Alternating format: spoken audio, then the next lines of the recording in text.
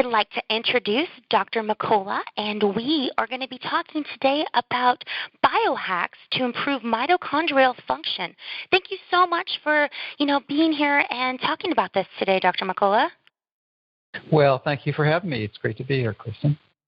Well, before we get started, can you share why you have so much passion to help spread the message of, not just healthy lifestyle, but, how did you even get into this realm of what you're doing today? Well, I've always been passionate about health and also passionate about technology, which is why, I've combined those two, and it grew to be the most visited natural health website in the world for the last 20 years or so. But I don't know. It's just when I was in grade school, I just was really excited about getting healthy. I didn't understand how to do it back then, but exercise was my first strategy, and I completely fell into the low-fat diet myth, which really sabotaged my metabolism back then, and continued to suffer with those consequences for a long time, like many of us did. Didn't realize of the fraud and deception and misinformation that was being disseminated. But fortunately, we have the 21st century and the internet, and we can sort through all that confusion and figure it out for ourselves. And so, today you have one of the largest websites. Can you tell us a little bit about that? Well, it's we have about 30 million unique visitors a month, so all over the world, and we have an opportunity to help educate people about the truth about health so that they don't need to be misled and deceived by the true fake news, which is the corporate media, which is controlled by 6 corporations that have 90% of the conventional news media. So they're always sharing the same message, which is not aligned necessarily to telling the truth, but to really passing a corporate agenda that benefits their sponsors, or them directly. You guys are actually the truth. You're not being bought off by anybody. We don't have it. I mean, when I first started this site, a lot of people criticized me for selling things, but, the first 5 years of the site, we didn't sell anything. I was just there. I basically paid for it it was like $500,000 after a few years, and realized that we couldn't scale anymore without selling things. So we had to do it. So I just sold things that we use ourselves or, would recommend. And that helps subsidize the overhead to spread the message. Well, I think that our listeners are just so, I can't imagine them not being just so excited and honored to have somebody like you taking your time out of such a busy day to talk about biohacks to improve mitochondrial function. Yeah, that probably is important. I think when I wrote that, I was probably had 100 emails to get to. I just scribbled that, but that really isn't targeted for your. Maybe you even want to change it. Ultimately that's what it is. That's totally truthful, but it's not necessarily intriguing or enticing to someone with a child with autism. Well, what does a biohack even mean? For the listeners out there. Well, just what it says. People are familiar with computer hackers, so that someone who's expert in that technology can go in and manipulate and change things to their end. And a bio means it's in biology. So how you can improve your health with a deeper understanding of biology, essentially. And that's what's ultimately one of the core problems in autism is these mitochondria are not working well. They're dysfunctional. And the mitochondria, for those who don't remember from biology, they're the cellular powerhouses. They're little. They outnumber our cells 100 or 1,000 to 1 because each one of our cells, almost every one of our cells, has about a few hundred to a few thousand mitochondria. They actually create the energy currency of our body called ATP. So when those go south, your health goes along with it. And if they die prematurely in significant numbers, you're dead. Because without water, without food, you're dead in a few months, right?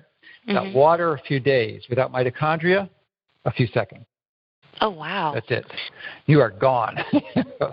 You can't operate any tissues. They're all dysfunctional. And and I was reading before our interview that in 2010 there was a study by the University of California of Davis California Davis to show that 80% of the children with autism spectrum disorder, they actually did, they enrolled in a study and had blood tests indicating that the mitochondrial was dysfunctional, which is just so crazy, right? Like, why aren't we talking more about this? So for those listeners, especially for those new parents that, or even parents that have been around for a while with children with autism, this isn't something the traditional doctor, they're not talking about this. So, first of all, what role do you believe the mitochondrial function is playing with their kids, with their symptoms and that kind of thing? Well, it's responsible for a large majority of them, but then that sort of begs the question, well, what's causing the mitochondrial dysfunction? And pretty much the factors that many people have heard and read about are the big issues, but there's some tweaks, and some of them are new that some of your listeners or viewers may not be familiar with, and that's what I wanted to share with you, with your audience today. So ultimately, I've written a book that comes out in May, and I'm not sure when this is going to be airing, but it comes out in the middle of May. It's called Fat for Fuel, which goes over some of the basic details on how you can improve mitochondrial function with your diet. Essentially, it's similar to paleo, but it's more accurately, it's a cyclical ketogenic diet. So high fat, low carbs, and adequate protein, but not all the time, because there's days you have to go through like feast and famine. And just with the food, you can have radical improvements. I know that's a challenge for many children, but when you put them on a high carb diet, that's one of the worst things you can do. Not that they should be on low carb the rest of their lives, but high carb continuously is very pernicious and will certainly damage mitochondria. There's no question about it. It's been well shown. And so when we're for the listeners out there, they're thinking, okay, now, what are some of the things they can do? I mean, clearly, there has to be something that they can do to help with this, right? Absolutely. So let's talk about some of those things. There's a number of them. One of them is to understand, toxic exposures is another big one. So what are toxic exposures? We have EMF exposures, and we'll go into that in detail in a bit. And then we have metal toxins and environmental toxins like vaccines. So these are all pernicious influences on our health and can and have devastated millions and into developing some type of complication and putting them on the spectrum. So, I'm sure in some of your other interviews you're having that they discuss the scope of the problem. And Dr. Seneff is suggesting that within a generation or so, it can go as much as 1 in 2. Or even if it's 1 in 3, that would destroy the culture, because there's just no way that a culture can survive with 1/3 of their population as autistic children, because it takes more than one person to care for them. No kidding, right? Yeah. So I know people listening are too interested in the future because they have problems they're struggling with now. So let's go back to that. So radiation exposure. There's 3 types of EMFs that one needs to be concerned with. One is magnetic exposure, and these are typically from motors and appliances in your home, and you can get something like a tri-field meter, and it measures in milligauss. Ideally, they should, and you can measure it not just at waist level and walk around, but certainly at the floor and go all the way up to the ceiling, just to make sure there's no hidden wires or something giving you high read. So it's really important to have a sleeping place that is free from or really low in these EMFs. So that's one component. And then you have dirty electricity, which is an artifact of electrical distribution. And there's where these spikes in the current that can cause some very serious damages has been associated clearly with many types of malignancies, especially in children. So there are filters that you can use for that, and there's actually meters. So just like everything, you want to be objective about it. You want to measure it and then remediate against it once you find it. So tri-field meter is easy. So like if you're sleeping in a bedroom and on the other side of the bedroom is a refrigerator with a really heavy motor, or maybe you have solar panels and you have a DC inverter, or DC-AC inverter in the garage, and their bedroom's right behind it. Well, that would show up on the tri-field meter. And there's others. That's just a common one that you pick up on Amazon. It's like $150. And then there's other meters that you stick in the wall that will show you this dirty electricity. Fortunately, there are things you can do to remediate against that. It's about, can be up to $1,000 depending how big your home is. But there's these little filters that you plug into the outlets that have capacitors in there that remediate against that artifact. And then the last type would be from our cell phones. And it's getting worse. I mean, we had 1G, 2G, now we're at 4G, and we're going to be at 5G next year, and probably widely deployed by 2020. So that's just going to have a lot more bandwidth and a lot more potential for damage. So the key here is that obviously if you're talking on the cell phone and putting it next to your head, that's not a good idea, and most kids on the spectrum are not going to be doing that. So that's not an issue. But just living in an environment where near a cell phone tower, and they don't have to be near them, it's pervasive. And there's meters, like a good one is the Acousticom 2. Acoustic, just like the word sounds, and com, and then 2. It's about $200, and you could turn it on, and you can see exactly where it's at.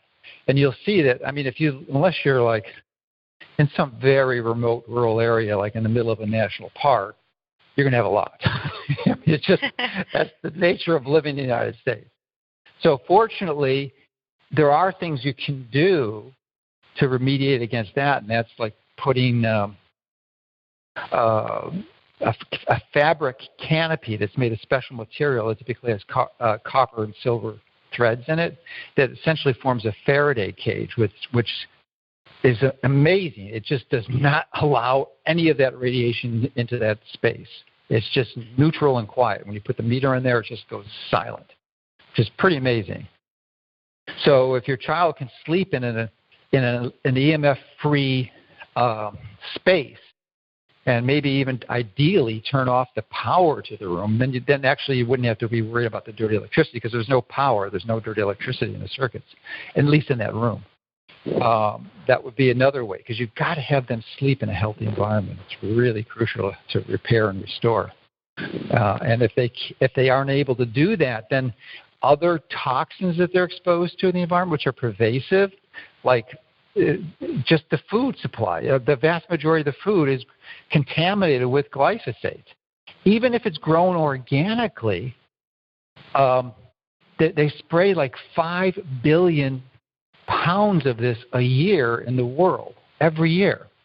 And have been doing it for some time. So obviously it gets into the environment, it gets evaporated, goes up into the clouds, and it rains glyphosate. So even if you have organic crops, there's probably going to be contaminated with glyphosate, which is a really nasty way to play with your mitochondria. And there's Senep, again, has done a lot of studies showing the influence of glyphosate exposure in autism, and it has some pretty compelling data. That doesn't seem fair to buy organic and then still be worried. You know what I mean? Oh, I know. I know, but it still has less. So that gets into the next question. So, I mean, obviously you want to buy organic. I know because even if it'll have less glyphosate, but I'm just saying that unless you're growing it yourself in a greenhouse, the rain's contaminated. Which obviously it sounds like we're all going to have to start growing our own food pretty soon. Well, I grow a big percentage of my food, but it's still contaminated, and I don't put any glyphosate on my property. So, but fortunately, it's relatively easy to mitigate against if you're healthy. Oh, that's good. You have a good microbiome. So when you're eating the right foods, one of the other goals is to make sure you have the healthiest microbiome and gut microflora that you can have, because they're really crucial for helping all the signaling pathways that go in the body and help regulating health.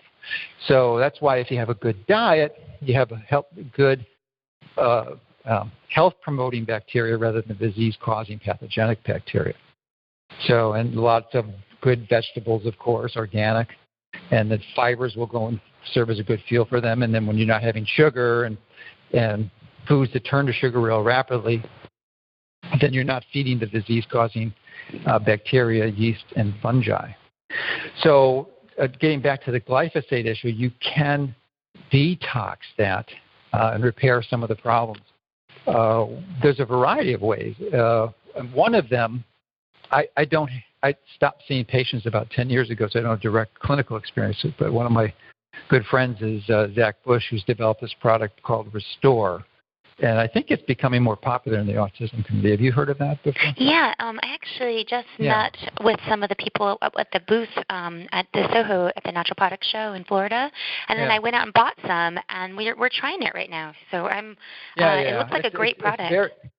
You just have to start really slow if you have a seriously damaged child. I mean, really, like a few drops, and then work your way up from there. But the product is designed to repair intercellular communication and the tight junctions that get damaged by ingestion of glyphosate. So that's a very simple thing to try. And if you're having a low dosage, it's not terribly expensive. It's like $70 for a quart, which might last a few months, depending on how much you're using. So that's something to consider. We don't sell it. He's a friend of mine, and I think I love his work. And then just regular detox.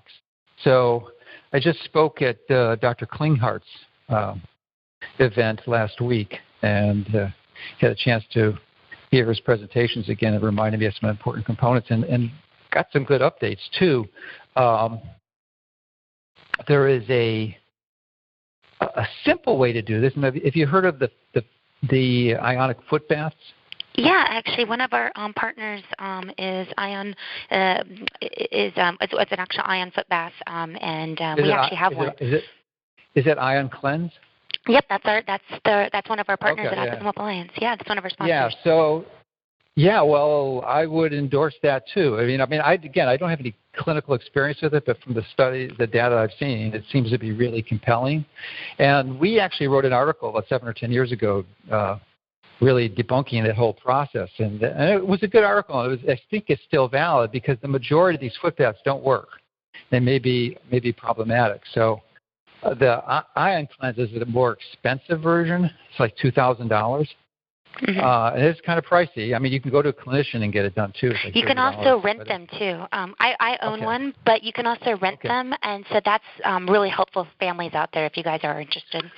Yeah, and the confusion, the reason why we debunked them initially is that the thought many years ago was that it was believed that the toxins were excreted in the water that your feet are stuck in, and that's not the case.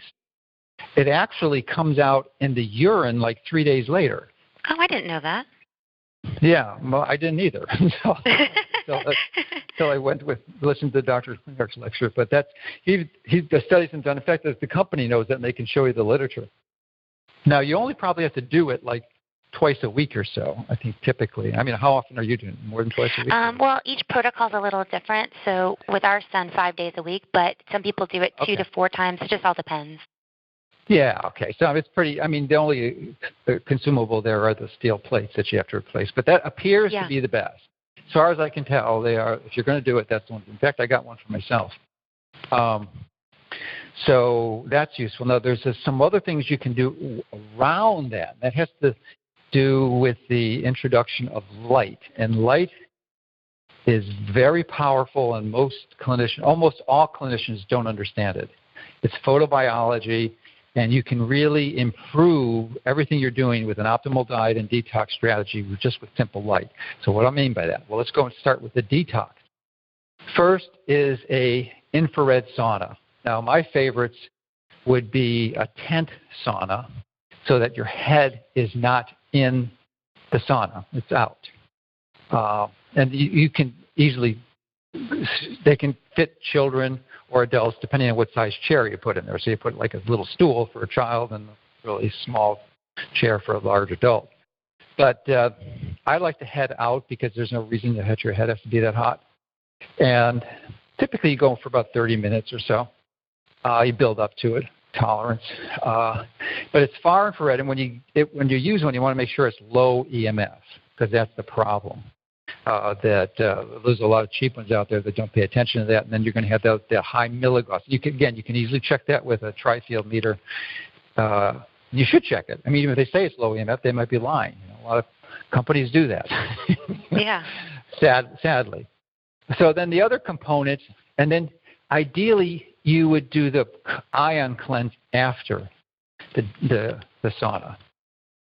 So, because that liberates it. And now many people have heard of the infrared sauna, but another improvement upon that is the use of near infrared, because the infrared sauna, they hardly ever say it, but it's far infrared, and that has a far longer wavelength.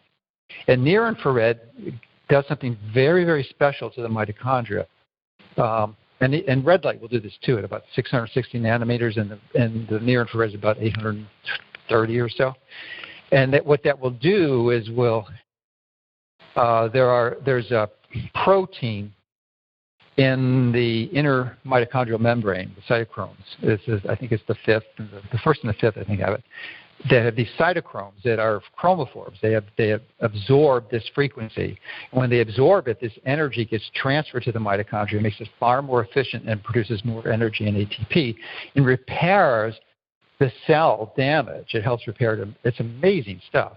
And I can't say this on my site because of FDA and FTC restrictions, but I can say in an interview, we're actually coming up with some of these things. But you can right now, you can go to Amazon and pick up a near-infrared illuminator, security illuminator. And you can pick up, you can get it for as low as $6, but I like one that's about a little bit under $70. It has 192 these near-infrared LEDs. And that's a perfect complement for the far infrared sauna. And you can do it like for, actually what Dr. Klinghardt is doing is using these for like about a minute or two. And he muscle tests for them to see what the right dose is. But just a relatively short amount of time. And he has a protocol that he uses to treat Lyme disease. And, the treatment for Lyme disease is treatment for almost all cross diseases, including autism. So it's not much different. It's the same issue. You've got these bugs in there, and you have to liberate them. They get stuck in the tissues. And infections are probably a problem with autism, too, because the tissues get damaged, and because the systems aren't operating properly, then the bugs take over, so that you have to liberate them. So one of the ways you do that, one of his protocols involves the use of an ultrasound, but you can do it easily or more effective and simply and less expensively with this infrared device. So you just put it on these areas around your body. With this device I'm talking about, it's about 6 inches by 4. So for a child, it wouldn't take much to treat the whole body in a few minutes. And you do that, and then you go into far infrared sauna, and they'll help facilitate the detox. So, and then you go into the ion cleanse, and it needs to be used with the binder too. You just can't. Ideally, you want to bind these things. You can use things like chlorella or certain types of zeolites. You have to be careful on the zeolites because it's like aluminum silicate, and some of the zeolite products have way too much aluminum, and that's actually one of the dangerous metals that we have to get out, because most of us, it's one of the more poisonous metals. Aluminum and mercury and lead would be the big ones. So, but this whole process will help. If you lower the radiation exposure, because if you have this radiation, the dirty electricity, the cell phone exposure, or the high MS due to electrical appliances in your house, then that's going to impair your body's ability to liberate these toxins and pathogens. So that's really an important part of the whole process. And of course, eating the right foods, which is key. Now, getting back to light, this is a biohack that everyone listening should apply to themselves, not only their children on the spectrum, but that is the pernicious damage of exposure to unopposed blue light at night. Now, what the heck does that mean? That means that the U.S. government, in its infinite wisdom, decided to ban incandescent bulbs. And they did it for a good reason. They're very energy inefficient. Maybe suck up 20 times more energy than an LED bulb. So we saved a lot of money with those bulbs on energy for sure, but at a price that to our health that is really significant. Because for as long as humans have been around, except for the last 100, 150 years or so, the only light we ever had at night was like moonlight, starlight, or a fire, thermal fire. And even moonlight is reflected sunlight, so it's still thermal energy. It's fire, essentially, is what you're viewing things on. And up until, I would say, the 90s or so, well, before then we had fluorescence. But, when fluorescence came in, and then LEDs are even worse, that's not a firelight. That is a digital light. It's not a analog thermal light source. So as a result, you get these peaks. And with the fluorescence and most LEDs, it's the blue, and there's a blue and a yellow or a green, and there's virtually none in the red or the near infrared. And it's the near infrared and the red that balances out the blue. So that's why an incandescent bulb, 90% of the energy is near infrared or even mid and far.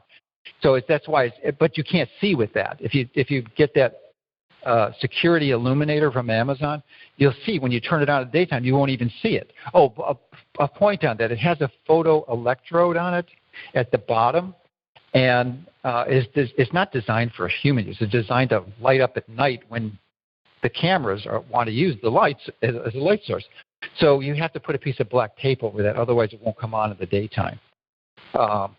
There's not an on-off switch for it, in other words, if it's in the day. So just a little tip. I almost forgot about that. So because you can't at night you can see the light come on. You can see it but you will not see the light in the daytime because the regular daylight obscures the near infrared in our visual pathways. So, but that let me see where I was going with that. So the consequence of this artificial light exposure that we almost all have is pretty simple and easy to remediate. First of all, you have to go, hopefully you still have some left of the old incandescent bulbs in your house. And those are really the only bulbs you should turn on at night. Now, it doesn't have to be that. You could use candles. Candles is actually even better than an incandescent light bulb. It just doesn't throw as much light. But it's even better. Obviously, you want to use a healthy candle source because a lot of them are toxic. They got lead in the wicks and other. What about the candles that are like the battery-operated ones? Are those no good? No. It's the same thing. It's an LED light source. Oh, really? Oh, yeah, they are. It's not that it looks like a candle. It's that the fact that what is the source of the light? The light has to be true thermal, fire. If it's fire, then it's okay. Got it. But if it's an LED, you can get warm LEDs, and they're better. They're not as dangerous, but they're still not good. Somebody listening was thinking of those candles, though. I know if I was. Oh, no. Thank you for clearing it up. I used to have a bunch of those, but, it's an easy confusion. Yeah. So you want the real deal. So the other thing that you can use, because you're going to be in places where you don't have that type of control, but most of the time you're going to be at home, especially if you have a child on the spectrum. You're not going out a lot, I would imagine. So you don't have to change all the bulbs in your house. Like the rest of them that you use occasionally, that's okay. Leave them alone. The closets or, laundry room or the garage, you're not in there too long. But just the ones that 95% of the time that you're using, those are the ones that should be incandescent. It's the only thing you want to look at night. So what the other sources are your TV and your computer monitor. For your computer monitor and there is or desktop monitor, there is a piece of software called Flux that many people have heard of. There's one even better called Iris, I-R-I-S, Iris Mini. You can just type that in a Google browser and look it up, and it's like $2, but it really more carefully controls the brightness and the flicker rates to give you a healthier screen so that you're not exposing, because the light coming from your computer monitor is very dangerous. Even in the daytime, you don't want to do that. You want to turn it down because it's not balanced. And if you're staring at it, it's going right into your retina and causing damage. Most people don't realize it, but I'm pretty good at making some of these predictions. It's one of my talents. I called things out a long time before they became popular. And this is another one that's going to, tragically, unless we were able to educate a lot of people, is going to be an issue, is that there's going to be an epidemic of age-related macular degeneration, which is the most common cause of blindness in the United States. So that could and it's because of this exposure to this artificial blue light. So you can remediate against that by using these types of blue light blockers on your screen like Iris Mini. And then also at night, when the sun is down, where we're never designed to be exposed to blue light at night. It just never happened before 150 years. It just never existed. You couldn't do it. There was no cable boxes back then? No. Well, no, there were no light sources that generated it. Yeah. If your life depended on it, you could not expose yourself to blue light at night. You couldn't do it. So you figure for however long the human has been on the planet, that's never happened. So you can imagine that our system, our biology is not designed for that. So you can get blue light blockers, and these are cheap ones. They're like $8 on Amazon. It's called UVEX, UVEX. And they, I think they fit over glasses even, but they are very, very effective. I mean, they will block all the blue light out.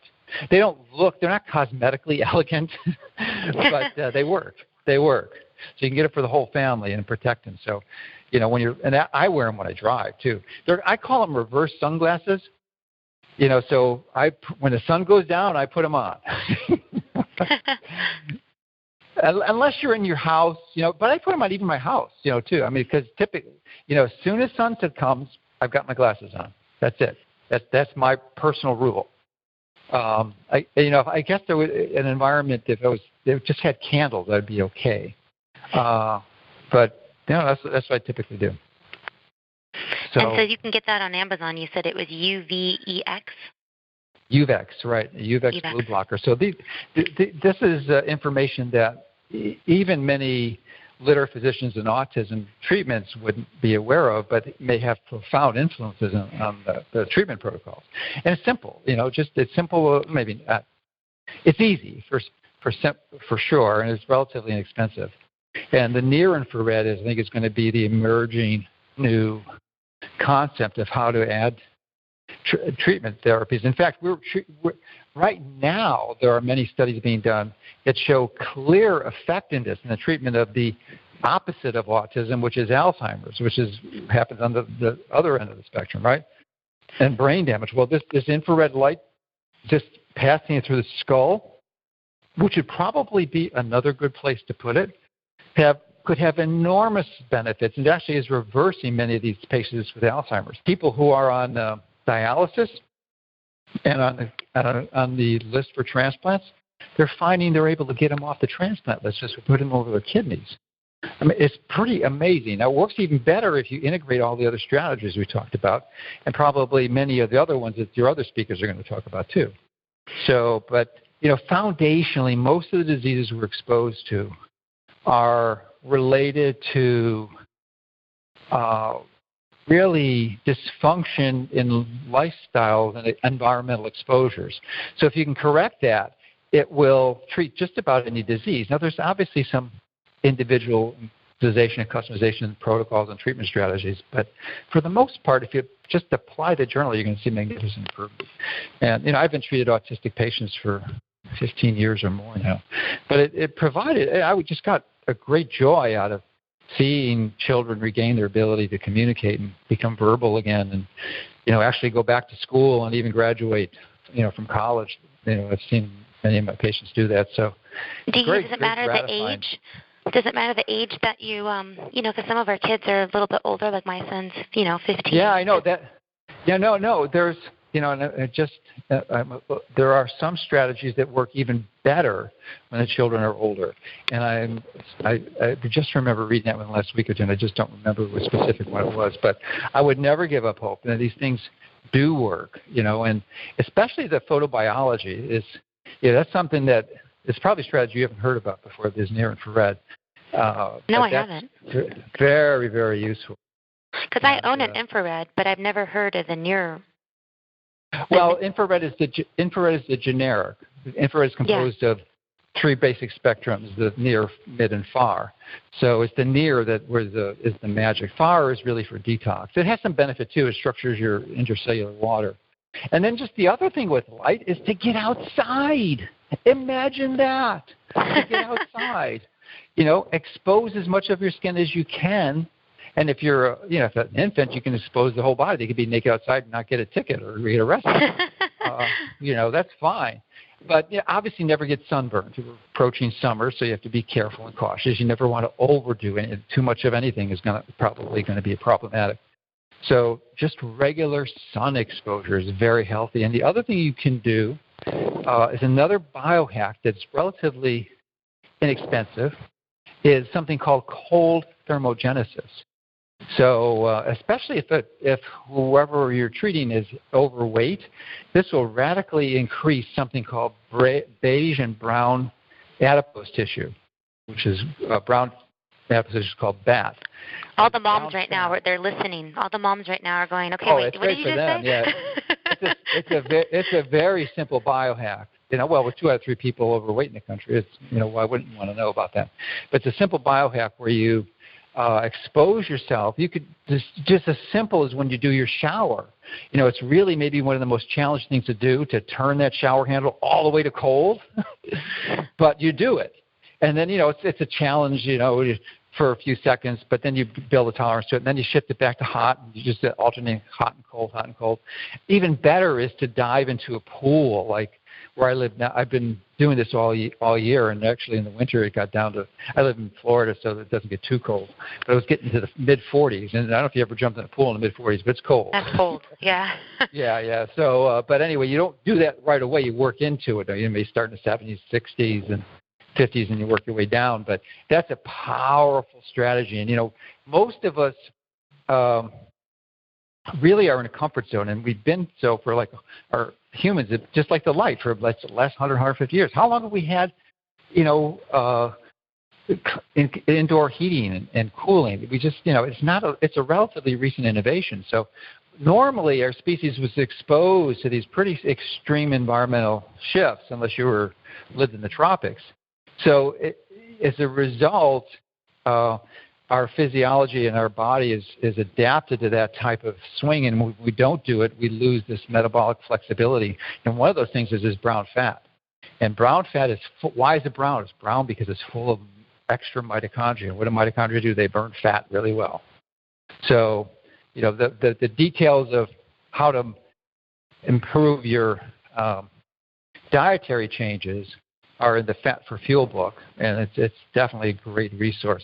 Now, how long do you stay in the cold water, though? Because you didn't go over that part. So you turn the cold all the way. So now, how long do you stay there for? Yeah, maybe 30 seconds, a minute, and they kind of alternate back and forth between the two, and then always end on cold. It's a great strategy before you go to bed. But that's a simple biohack, easy to do. You don't have to do that every day. Oh, yeah, absolutely. You don't have to jump. Some things you shouldn't do every day, like you shouldn't do the ionic cleanse. You're not even doing it every day. No. I do a lot of things that I do, I'd like to do every day, but I can't because I travel. So I'm not bringing my sauna with me. I'm not doing this other stuff. So, but I do an infrared sauna pretty much every day, and I jump in my pool. And this morning the pool was like 60 or 61, which is still pretty cold. It'll definitely give you a jolt when you're in there for 20 minutes. So and that's a powerful thing that we all need. And I'm not overweight, but I just do it to improve metabolic health. So, but you don't have to jump into an ice cube or a bathtub filled with ice cubes. It's not necessary to go to that extreme. But it's a simple thing to do, and you could look it up online, cold thermogenesis.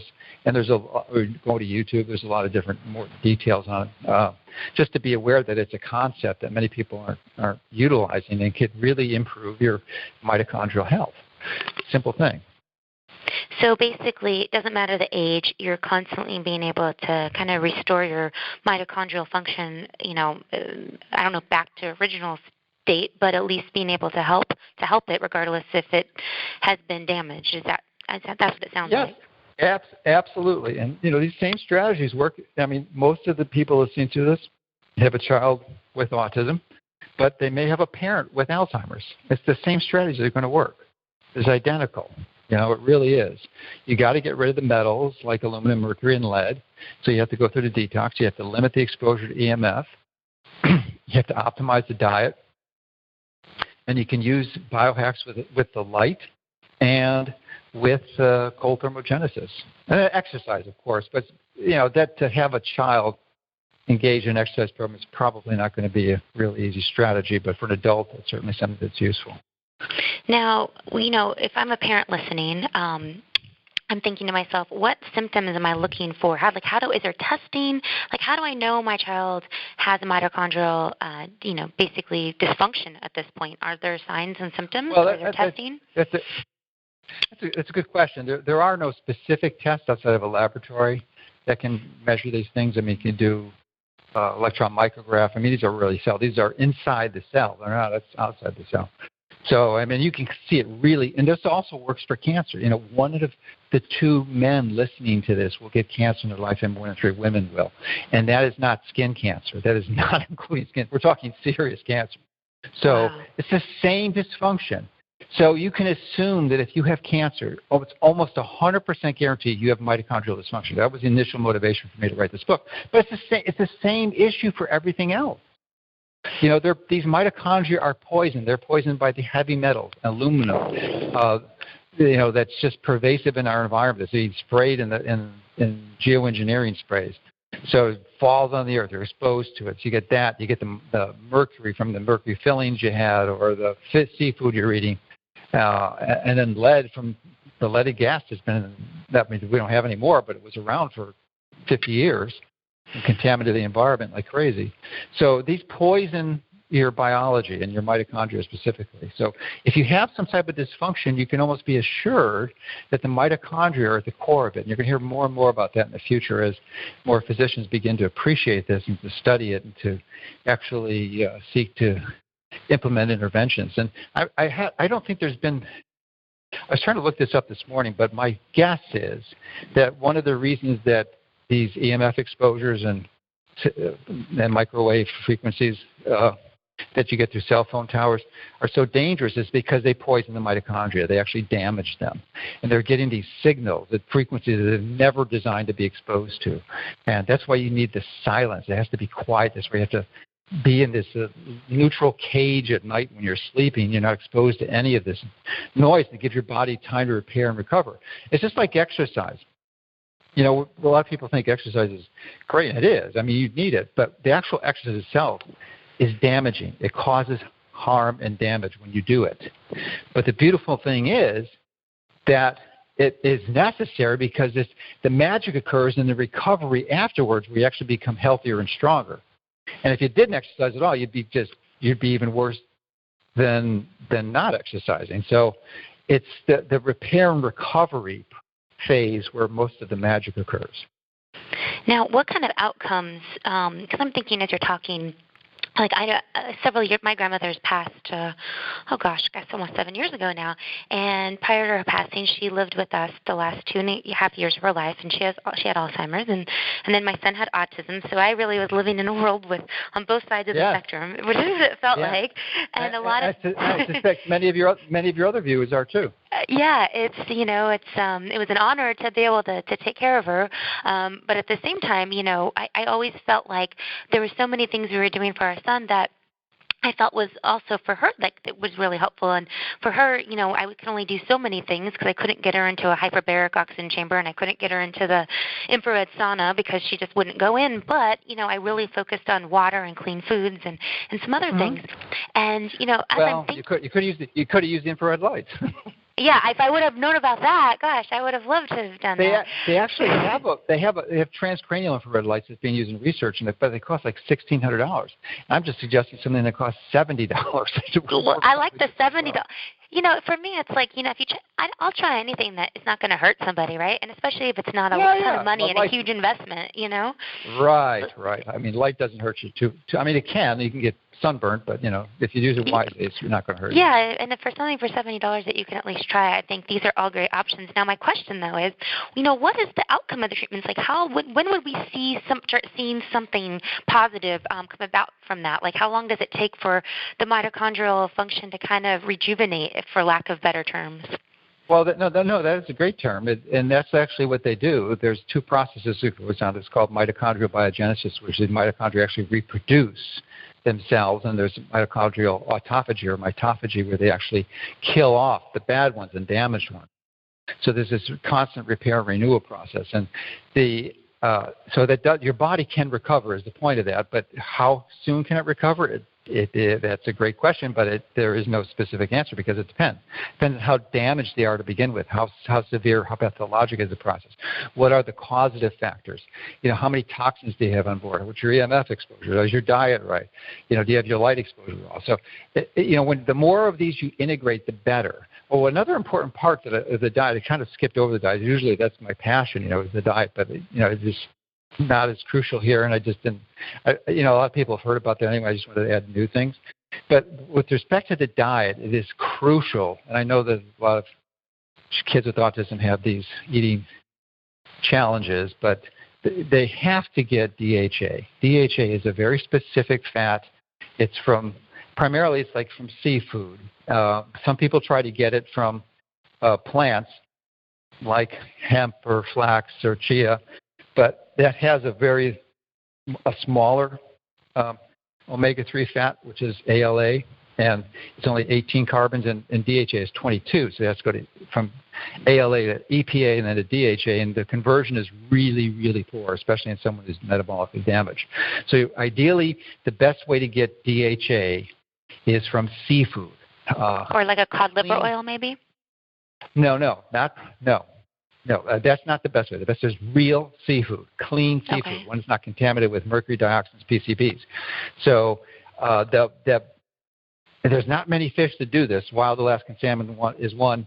The other would be small fish like sardines, which is really inexpensive, but maybe not palatable for many kids. But that would be an ideal source. That's my primary source of DHA is sardines. If failing that, you could take supplements. Cod liver oil is one, fish oil is another. Those are both in a triglyceride form, so they're not as well absorbed. I like krill as a little better form because it's attached to a phosphate, and you get higher absorption and better penetration, especially to the brain tissues. So, but I still think seafood is the best because it not only does it have the DHA, but it has these micro minerals from the ocean that you never have probably even heard of that are in nanogram amounts that you'd never get anywhere else. So you're going to get the micro minerals, plus to have these other things called resolvins and protectants that aren't in fish oils or krill or cod liver oil that are in the food itself that have metabolic magic that once you eat them, and they radically reduce inflammation and disease processes. So a regular source of seafood is just crucial. It's so important for repairing the brain. And it works like magic, too, because when you take the child out into the sunshine, to real sun, then that DHA forms this something called the photoelectric effect, where the photons from the sun, especially if the child is on the grounding, not on wood or not on asphalt, but on the real earth, hopefully not sprayed with glyphosate. And then you've got the electrons from the earth, the photons from the sun, and they create this biological circuit, and the DHA that gets incorporated into the mitochondrial cell membranes actually absorbs those photons and through this photoelectric effect converts them to DC electric current. So that's another part of the equation. It's really, really important. So getting all of that together. Obviously, don't put sunscreen on your child. You don't want to do that. Just want to get them to the real sun. The exposure to sun damage is that. It's the exposure. So you just limit the exposure. Put a shirt on if they're getting too much, or put them in the shade. But they need regular sun exposure. Is key. It's like common sense stuff, It's like you don't put them out there for an hour, but if you're out there for 20 minutes, then you get under a tree or you get under an umbrella or whatever. Yeah, and for some kids who are Irish and are completely white and they're going out to a vacation in the subtropics, then it might be 3 minutes. Yeah. You don't want to overdo it. And never get sunburned. I'm thinking of my olive kid. He can probably handle a good 20 minutes to an hour. But you're right. If you're red hair, freckles, and very pale, probably you could probably only handle a small amount of time. Yeah.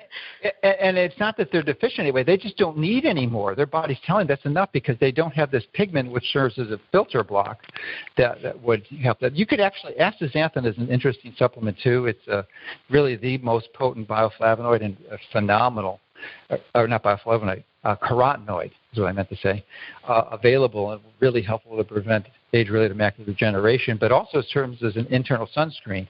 Now, it won't completely prevent sunburn, but it will certainly it'll increase the time at which you get a sunburn. So if normally you get a sunburn in 10 minutes, it might make it 20. Oh, so, that's cool. Yeah. Yeah, and it's a very useful supplement. It's typically extracted from algae, and the algae produce it actually to protect themselves from the sun. So, and it's the most potent carotenoid known to man, far more than beta-carotene or lutein or zeaxanthin, any one of those. So it really protects eye health too in the retina. Now, we just talked about so much, and I know the families are probably writing notes faster than they could listen. Because I know even me, I was writing notes as you were talking as well. I'm like, ooh, that's a good one. Ooh, that's a good one. I like to provide new information, yeah. I love new information, and I think that for parents listening, I've been in the autism community going on 13 years, and, for me, when I hear new information, which it's constantly coming out, it's just where we're going to find it and who do we trust, right? But, that's the key.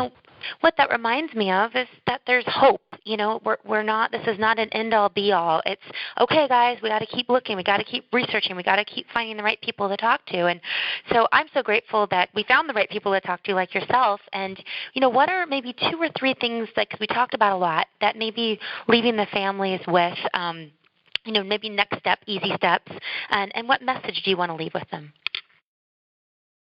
Well, I think reinforce the one you said, there is hope. I mean, it really is. I mean, I've seen so many children regain their life and return to normalcy and essentially lead a full normal life.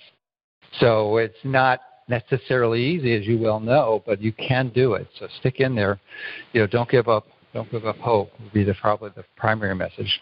Second would be to optimize the diet. Of course, I'm biased. It's my, to eat real food, stay away from processed foods and sugars. And if you're interested in fine tuning, then pick up a copy of my book, Fat for Fuel, which goes into the ketogenic diet and great details how to implement it and specific strategies, especially if someone has cancer. That is really essential in my view.